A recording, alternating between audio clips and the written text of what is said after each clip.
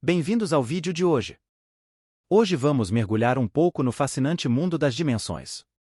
Você já parou para pensar além das 3 dimensões que percebemos no nosso dia a dia? E se eu te dissesse que existem realidades além do que nossos sentidos podem captar? Vamos explorar juntos o conceito intrigante das dimensões superiores e desvendar os mistérios que podem estar escondidos além do nosso campo de visão tridimensional. Prepare-se para uma viagem de descoberta e fascínio. Quando se trata de processar o que vemos em uma tela, nossos cérebros são surpreendentemente versáteis. Imagine isso: você está olhando para um arranjo de 6 triângulos na tela. Inicialmente, você pode percebê-lo como 6 triângulos formando um hexágono. Alternativamente, você pode vê-lo como um hexágono com cada vértice externo conectado a um vértice central. Ambas as interpretações são válidas, mostrando a flexibilidade de nossa percepção visual. Mas espere, tem mais. De repente, seu cérebro muda de marca. Agora, você vê não um hexágono, nem uma coleção de triângulos, mas um cubo. Apesar de ainda estar olhando para uma tela plana, sua mente transita sem esforço do modo 2D para o 3D, entendendo que certas arestas precisam se intersectar na tela para representar o cubo. Você compreende o conceito de que, apesar dessas interseções, nenhuma das arestas do cubo realmente se sobrepõe. Essa mudança destaca o contraste marcante entre como percebemos o mundo em 2D versus 3D.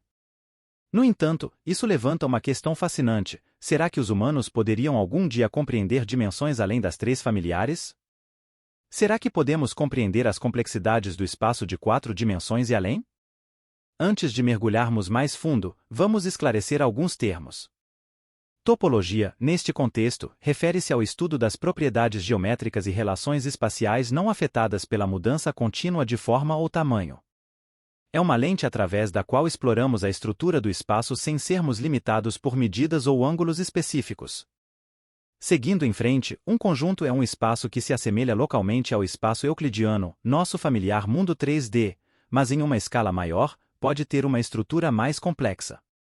Pense nisso como uma superfície que, quando observada de perto, parece plana, mas revela sua curvatura quando examinada mais extensivamente. Por fim, a fronteira de um conjunto é o conjunto de pontos que não tem um vizinho inteiramente contido dentro do conjunto. É como a borda de um mapa, marcando os limites do território explorado. Agora que estabelecemos as bases, podemos mergulhar mais fundo no fascinante reino das dimensões superiores e explorar se a compreensão humana pode transcender os limites do espaço tridimensional. A topologia é um ramo da matemática que se preocupa com as propriedades de um objeto geométrico que são preservadas sob deformações contínuas. Para ilustrar, pense em um simples donut. Não importa o quanto o estiquemos, torçamos, amassemos ou dobremos, ele sempre terá um buraco. Essa é uma propriedade topológica fundamental. Um conceito-chave é o de manifold. Em termos simples, um manifold é qualquer coisa que possa existir em qualquer dimensão. Por exemplo, manifolds unidimensionais incluem linhas e círculos, manifolds bidimensionais incluem superfícies abertas como um plano, versões topológicas do plano, um disco e um anel, bem como superfícies fechadas como uma esfera e um toro. Manifolds tridimensionais incluem uma bola, ou esfera sólida, um toro sólido, ou comumente um donut, e um tetraedro. Por outro lado, um limite refere-se, para nossos propósitos, a uma parada abrupta em uma superfície. Por exemplo, a borda deste plano são as 4 arestas que o rodeiam, e a borda deste anel são os 2 círculos concêntricos que definem sua forma. Transformações topológicas não removem nem adicionam novos limites. Agora, vamos considerar um manifold 2D aberto. É fácil ver que ele tem 2 lados, um na parte superior e outro na parte inferior. Se uma formiga está em um lado, ela deve atravessar o limite para alcançar o outro lado. Aqui está um enigma para você. Enigma #1, você consegue pensar em um manifold 2D que tenha apenas um lado? Ou seja, onde uma formiga no lado superior possa alcançar o lado inferior sem cruzar um limite. E isso é possível? Pause o vídeo agora se quiser pensar sobre isso. Uma maneira particular de fazer isso é pegar uma tira e unir uma borda à sua oposta. Mas antes de fazer isso, dê a tira meia volta e depois conecte-as. A superfície resultante de um lado só é chamada de fita de Mobius. Para provar sua unidade de lado, observe que uma formiga rastejando ao longo de um lado da fita eventualmente alcançará o outro lado. Em outras palavras, os lados superior e inferior são na verdade o mesmo lado. Ao ampliar, podemos ver que as fronteiras em ambos os lados parecem correr relativamente paralelas ao longo de todo o comprimento da fita de Mobius.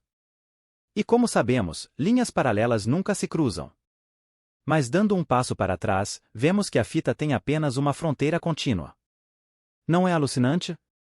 Outra coisa legal que você pode fazer com fitas de Mobius é cortá-las ao meio. Temos a noção de que cortar qualquer coisa ao meio resultará em duas partes separadas daquilo que estamos cortando. Mas dê uma olhada no que acontece quando tentamos cortar a fita de Mobius ao meio. Ela não se divide em duas. Mas como?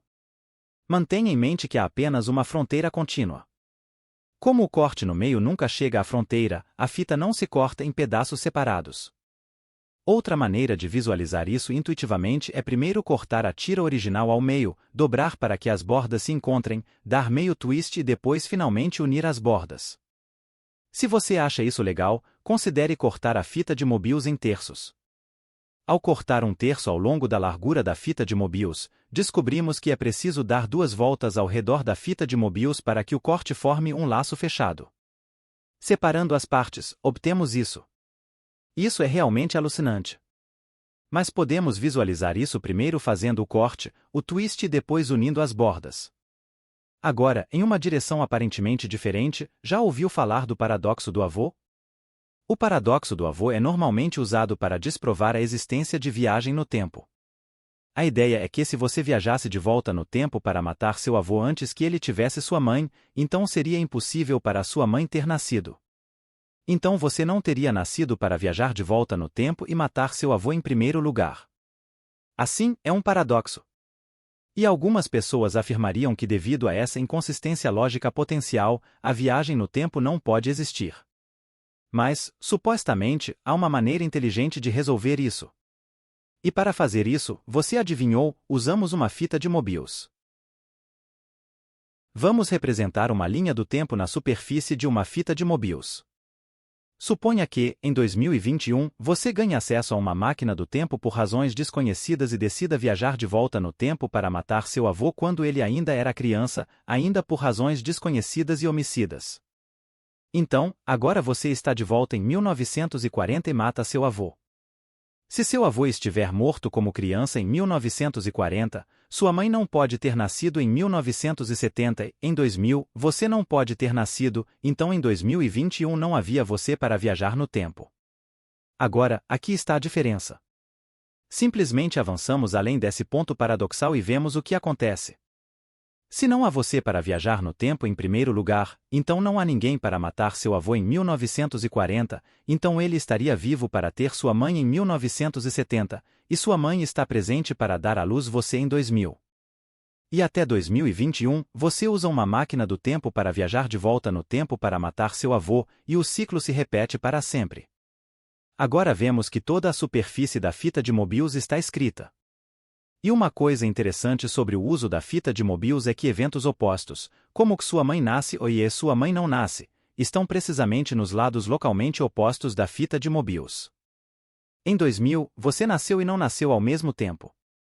Em 2021, você viaja no tempo e não viaja no tempo simultaneamente. Em 1940, você mata seu avô e não mata seu avô ao mesmo tempo. Cada evento e seu oposto estão acontecendo ao mesmo tempo ao longo do comprimento da fita. Parece muito mais um paradoxo do que o paradoxo que está tentando resolver. Ainda assim, quando restringimos nosso pensamento aos eventos em looping acontecendo na superfície, a lógica por trás das causas e efeitos parece se misturar suavemente. Tornou-se um loop causal. Então, a razão pela qual você teve que matar seu avô desde o início.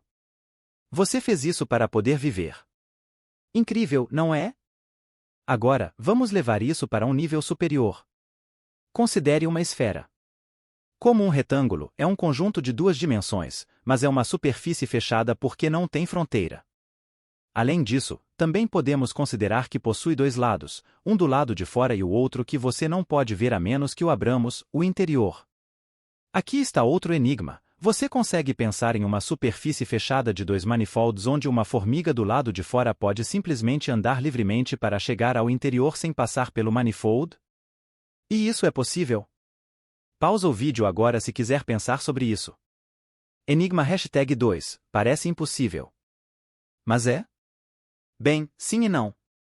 Sim, é possível, mas não, pois só pode existir em 4 dimensões. Ainda assim, podemos tentar visualizar como seria para nossos cérebros tridimensionais. Está pronto? Visualizando o Klein Bottle com uma formiga, este conjunto de 2 dimensões é chamado de garrafa de Klein. É uma superfície fechada sem fronteira. Se uma formiga estivesse andando ao longo de sua superfície, ela poderia alcançar o interior e o exterior sem jamais encontrar uma fronteira ou cair de uma borda. Isso ocorre porque, como mencionado, o exterior e o interior da garrafa de Klein são um único lado, apesar de ser uma superfície fechada. Perceba que há uma parte onde a garrafa de Klein parece se cruzar. Isso é apenas uma manifestação dos limites da visualização tridimensional. Aqui está uma analogia. No início do vídeo, vimos um cubo tridimensional. Entendemos como certos pontos precisam se cruzar na tela para representá-lo. No entanto, apesar dessas aparentes interseções, sabemos que nenhuma das arestas do cubo realmente se cruza, e podemos aplicar precisamente a mesma ideia aqui. Além disso, perceba que você está olhando para uma imagem bidimensional de uma representação tridimensional de um objeto que só pode ser incorporado em 4 dimensões.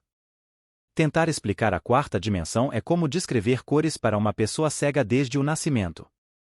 Não há maneira de visualizá-la corretamente. Mas podemos tentar. Dimensões espaciais e temporais. Até agora, só falamos sobre dimensões espaciais, ou seja, dimensões relacionadas ao espaço. Mas há outra dimensão que podemos entender, a dimensão temporal, também conhecida como tempo. Linus, 2 dimensões para uma criatura 1D.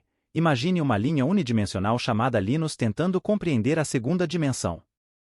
Como ele poderia distinguir um disco de um triângulo? Bem, uma maneira é para essas formas bidimensionais cruzarem lentamente o plano de existência de Linus, ou, no caso dele, sua linha de existência. Conforme um disco cruza essa linha, Linus o perceberia, inicialmente, como um único ponto que se torna mais longo até parar gradualmente. Depois, ele encurta até desaparecer. Para o triângulo, por outro lado, Linus primeiro compreenderia sua aparição súbita como uma linha longa que fica mais curta até desaparecer. Basicamente, cortamos essas formas bidimensionais em linhas que Linus pode compreender uma fatia de cada vez. Tempo. Como Linus só pode entender até uma dimensão espacial, ele precisava da passagem do tempo ou de uma dimensão temporal para compensar sua falta de compreensão para a 2ª dimensão. Em outras palavras, em vez de espaço, ele está usando tempo para a 2ª dimensão. Esquilo, 3 dimensões para uma criatura 2D. Em seguida, imagine um quadrado bidimensional chamado esquilo tentando compreender a 3ª dimensão. Como ela poderia distinguir uma bola de um tetraedro? Bem, ela segue o mesmo processo. Conforme a bola atravessa lentamente o plano de existência de esquilo, ela a perceberia, inicialmente, como um único ponto, que se transformaria em um disco cada vez maior até parar gradualmente e, em seguida, ficar menor até desaparecer. Por outro lado, conforme o tetraedro atravessa seu plano de existência, ela compreenderia sua aparição súbita como um triângulo que fica cada vez menor até desaparecer. Da mesma forma que antes, basicamente fatiamos esses objetos tridimensionais em formas bidimensionais planas que esquilo pode compreender uma fatia de cada vez. Está vendo para onde isso está indo? Evolução temporal da fronteira de uma fita de Mobius achatada. Voltando à fita de Mobius, é um conjunto bidimensional que só pode ser incorporado em pelo menos 3 dimensões. Se a restringíssemos a 2 dimensões, basicamente para esmagá-la e deixar apenas sua fronteira, fica claro que essa curva se intersecta bem aqui. Se levantarmos parte dela para a 3ª dimensão, ela não se cruzará mais. Parece que adicionar uma dimensão extra removerá a auto-interseção. Quando o esquilo fica por perto, ela pode ver a fronteira da fita de Mobius uma fatia de cada vez. Para ela, os pontos que supostamente se intersectam, ou seja, ocupando o mesmo espaço, agora ocupam pontos diferentes no tempo. Então ela é capaz de entender que a curva no espaço 3D não se auto-intersecta mesmo que sua representação 2D o faça. Garrafa de Klein. Finalmente, estamos prontos para ver a garrafa de Klein em todo o seu esplendor. Assim como a fita de Mobius, a garrafa de Klein é um conjunto bidimensional, mas só pode existir em pelo menos 4 dimensões. O que você vê aqui é apenas sua representação tridimensional. E assim como vimos anteriormente, podemos remover a autointerseção aparente da garrafa de Klein levantando parte dela para a quarta dimensão. E para visualizar a quarta dimensão, cortamos a garrafa de Klein para ver uma fatia tridimensional de cada vez, com a ajuda da passagem do tempo. Obrigado por assistir até aqui. Se você gostou do vídeo, não se esqueça de deixar seu like e se inscrever no canal para mais conteúdo como este. Sua interação é fundamental para o crescimento do canal. Até a próxima!